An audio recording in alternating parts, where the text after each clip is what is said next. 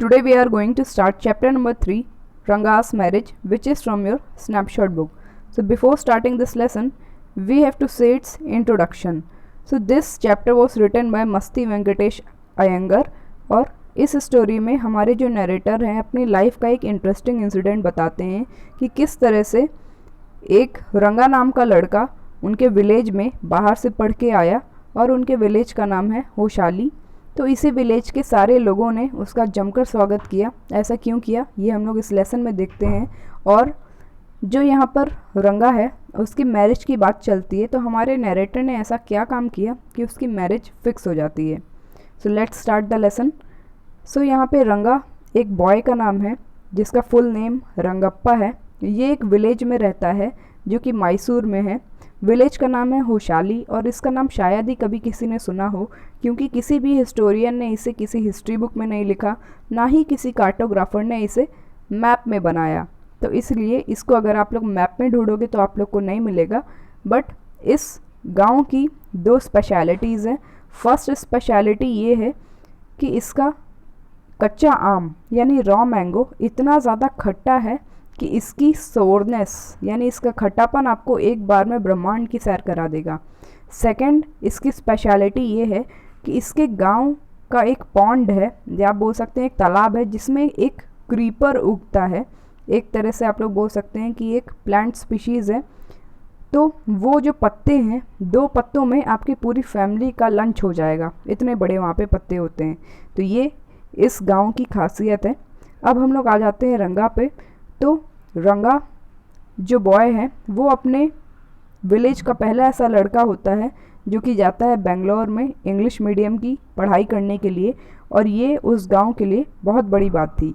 रंगप्पा के जो पिताजी हैं वो विलेज के अकाउंटेंट थे और इसलिए वो पहले इंसान बने जिन्होंने अपने बेटे को बाहर बेंगलोर में पढ़ाई करने के लिए भेजा था। तो ये उस समय के लिए बहुत बड़ी बात थी, क्योंकि उस समय इंग्लिश का बहुत ज़्यादा बोलबाला था और इंग्लिश एक तरह से स्टेटस सिंबल थी। तो यहाँ पर जो रंगा है जब वो वापस घर आया, अपने विलेज आया, तो उसका बहुत जमकर स्वागत किया पूरे गांव वालों ने। उसके घर में गांव वालों की पूरी भीड़ इकट्ठा हो गई और सब लोग उसको देखने के लिए आ गए। पूरी भीड़ में सब लोग इस पर फोकस कर रहे थे कि कहीं ये चेंज तो नहीं हुआ है।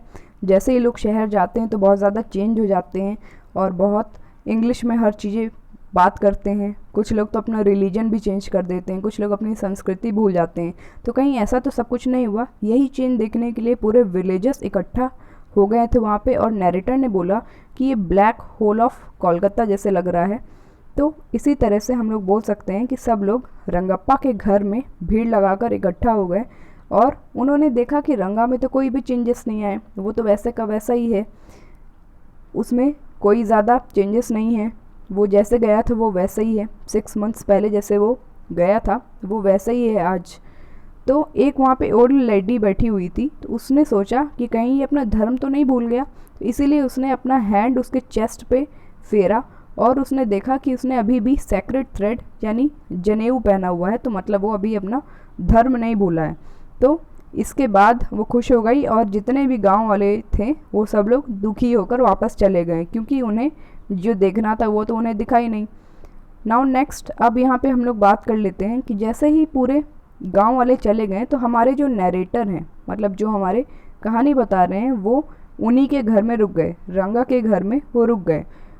अब जो नरेटर हैं उनके बारे में थोड़ा सा डिस्कस कर लेते हैं। तो नरेटर का नाम है हमारे श्यामा और ये 30 to 40 यानी आप बोल सकते हैं मिडिल एज मैन है, जो कि काफ़ी अच्छे हैं अपने नेचर वाइज।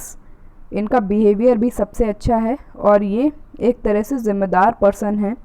अब क्योंकि उस समय ऐसा ही होता था कि जितने फ्रेंड्स, रिलेटिव और पेरेंट्स थे वो मिलकर ही किसी बच्चे का या आप बोल सकते हैं किसी लड़के का मैरिज फिक्स करते थे। तो इसलिए इन्होंने सोचा कि ये रंगप्पा की मैरिज फिक्स करेंगे।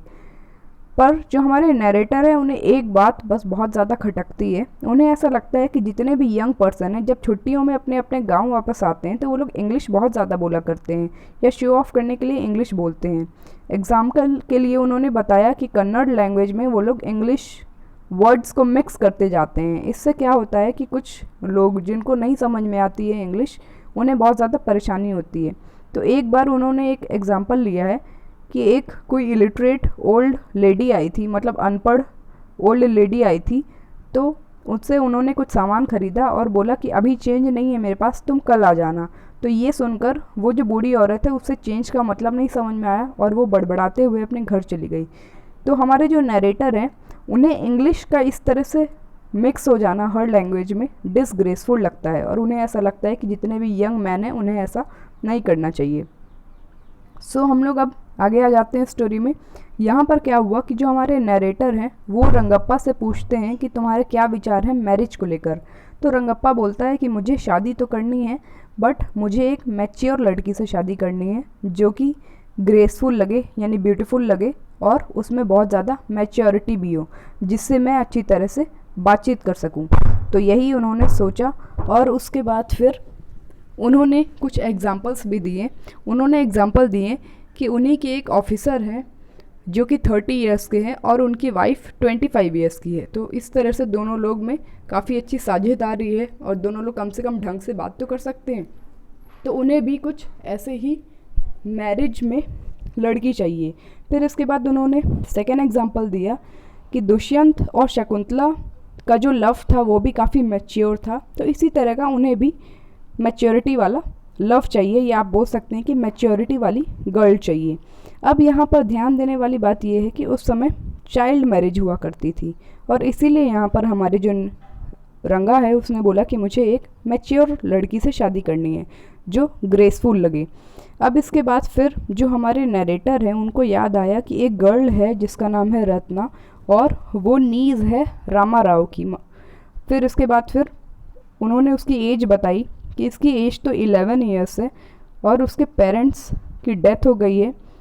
उसके अंकल उसे अपने घर में ले आते हैं और इसके बाद जो वो गर्ल है वो वहीं पे रहती है।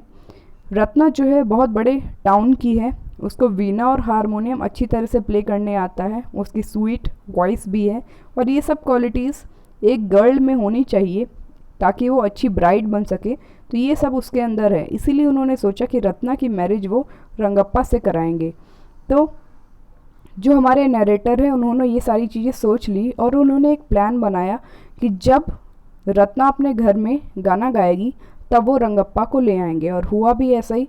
तो जैसे ही वो गाना गा रही थी वहीं पर उसने रंगप्पा को देखा और जैसे ही देखा तो सडनली स्टॉप हो गई।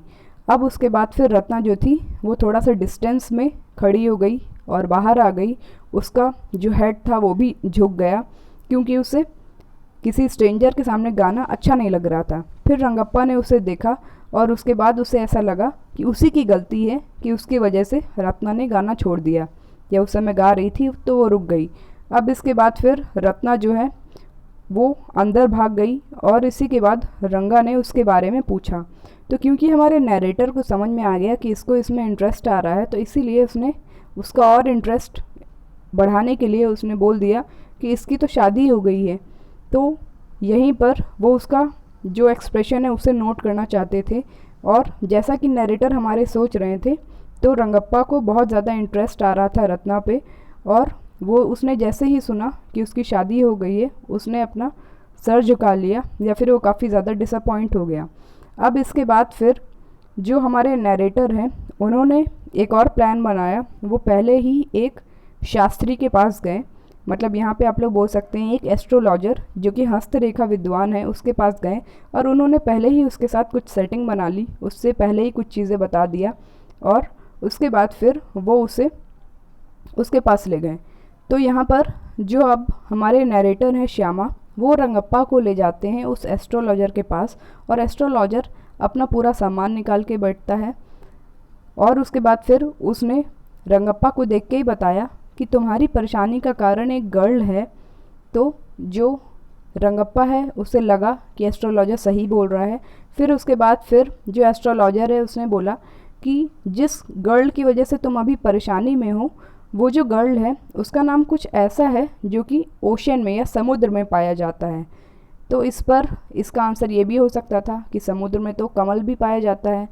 तो इसी को छोड़कर फिर से एस्ट्रोलॉजर ने एक हिंट दिया कि जैसे कोई रत्न पाए जाते हों या फिर कोई प्रेशियस स्टोन पाया जाता है, तो इसी तरह से उसका माइंड में ये नेम क्रॉप अप हुआ कि ये रत्ना के बारे में बात कर रहे हैं। तो उसके बाद फिर जो रंगप्पा है उसे ये बात सही लगने लग गई कि यहाँ पर जो एस्ट्रोलॉजर हैं वो सही बता रहे हैं कि उन्हें एक लड़की से प्रॉब्लम है और उसी की वजह से वो दुखी हैं क्योंकि उसकी शादी हो गई है। फिर इसके बाद जो हमारे नरेटर हैं उन्होंने रंगप्पा को क्लियर कर दिया। जब उन्हें ये समझ में आ गया कि रंगप्पा को उस गर्ल में इंटरेस्ट है तो उन्होंने क्लियर कर दिया कि नहीं, अभी उसकी शादी नहीं हुई है। अब इसके बाद जो हमारी स्टोरी है वो फास्ट फॉरवर्ड हो जाती है कुछ सालों बाद, और यहाँ पर हमें समझ में आता है कि जो हमारे नरेटर हैं श्यामा, वो जाते हैं रंगप्पा और रत्ना के घर में। तो रंगप्पा के घर में जाते हैं तो उनके 3 साल के बेटे का बर्थडे वो सेलिब्रेट करने वाले होते हैं और उस बेटे का नाम था श्यामा। तो यहाँ पर कस्टम के हिसाब से क्या होता था कि जो भी किसी को एडमायर करता है तो वो अपने बेटे का नाम उस पर रख देता है या अपने बच्चों के नाम पर उसे रख देता है। तो इसी तरह से क्योंकि रत्ना और रंगप्पा श्यामा को काफ़ी पसंद करते हैं और उन्हीं के वजह से क्योंकि उनकी मैरिज हुई है इसीलिए उन्होंने अपने बेटे का नाम उन पर रख दिया। तो इस पर जो हमारे नरेटर है वो बोलते हैं कि मैं तो एक ब्लैक ऑयल पीस का केक हूँ, तो इसलिए तुम्हें अपने बेटे का नाम मुझ पर नहीं रखना चाहिए। इस पर दोनों हंसने लग गए और उसके बाद फिर हमें समझ में आता है कि जो हमारी स्टोरी है वो यहीं पर एंड हो जाती है।